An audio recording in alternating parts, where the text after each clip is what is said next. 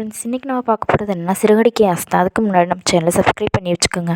சிறுகடிக்கு ஆசை சீரியலில் ஃபஸ்ட்டு அந்த வெயிட் லாஸ் பண்ணுறக்காண்டி ஒரு பொண்ணு எழுதி கொடுத்தது சாப்பாடெலாம் சாப்பிட்டு விஜயாவுக்கும் மனோஜுக்கும் வயிறு வலி ரொம்ப எடுத்துருச்சு.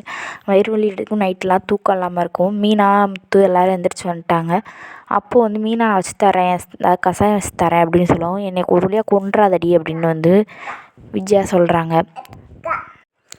அதுக்கப்புறம் ஸ்ருதி வர்றாங்க. ஸ்ருதி சொல்கிறாங்க, நீங்கள் அதிகமாக ஃபுட்டு நீங்கள் இப்படி இவ்வளோ நாள் சாப்பிட்டு இப்போ திடீர்னு வேறு ஃபுட்டு திடீர்னு மாற்றினா இப்படி தான் ஆகும், சைடு எஃபெக்ட்ஸ் மாதிரி தான் ஆகும் அப்படிங்கிற மாதிரி ஸ்ருதி சொல்கிறாங்க.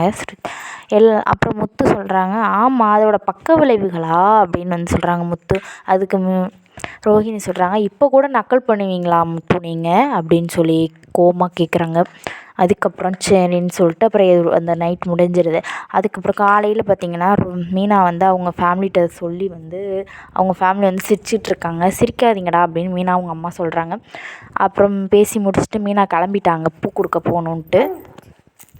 நான் கொஞ்ச நேரத்துலேயே டிராஃபிக் ரூல்ஸாக இருக்கார்ல, அவங்க அம்மா கூட்டிகிட்டு கோயிலுக்கு வராங்க. எங்கன்னா சீதா இருக்காங்களா, அவங்க அந்த கோயிலுக்கு தான் கூப்பிட்டு வராங்க.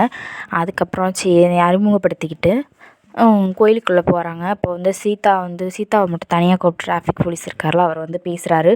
எனக்கு சுற்றி வச்சு பேச தெரியாதுங்க, எங்கள் அம்மாவை நல்லா பார்த்துக்குறீங்க, என்னால் அடிக்கடி பார்த்துக்க முடியல, நான் வேலைக்கு போகிறதுனால, அதனால் கல்யாணம் பண்ணணும்னு சொல்கிறாங்க. அப்போ சீதா சொல்கிறா, எல்லா அம்மாக்களுக்கும் இருக்க ஆசை தானேங்க அப்படின்னு கேட்குறாங்க. இல்லைங்க, நான் என்ன சொல்கிறேன்னா, நான் உங்களை கல்யாணம் பண்ணிக்க விருப்பப்படுறேன் அப்படின்னு சொல்லவும் சீதா சொல்கிறாங்க, இல்லை எனக்கு நிறைய ரெஸ்பான்ஸ் இருக்குது, நான் அதனால தான் யோசிக்கிறேன், எங்கள் அம்மாவை பார்த்துக்கணும், என் தம்பி இன்னும் படிப்பு முடிக்கல, இந்த மாதிரி நிறைய காரணம் சொல்கிறாங்க. சரி நான் வெயிட் பண்ணுறேன் அப்படிங்கிற மாதிரி டிராஃபிக் போலீஸர் சொல்கிறாங்க. அப்புறம் அவங்க 2 பேரும் கோயிலுக்கு போயிட்டு சாமி கும்பிட்டு வந்துட்டாங்க.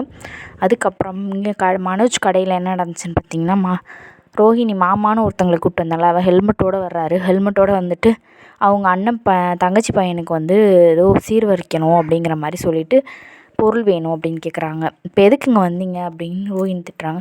அதான் இந்த மாதிரி பார்த்தா முத்து வந்துடுறாரு. முத்துவும் அவங்க அப்பாவும் வந்துடுறாரு. வரவும் என்ன பண்ணுறதுன்னு தெரியாமல் அப்புறம் இப்படின்னு மழுப்பி கிளம்பிட்டாங்க.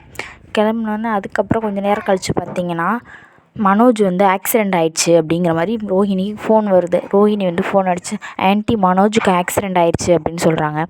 அதுக்கப்புறம் ஹாஸ்பிட்டலில் காட்டுறாங்க. மனோஜ் கண் ஃபுல்லாக கட்டியிருக்காங்க.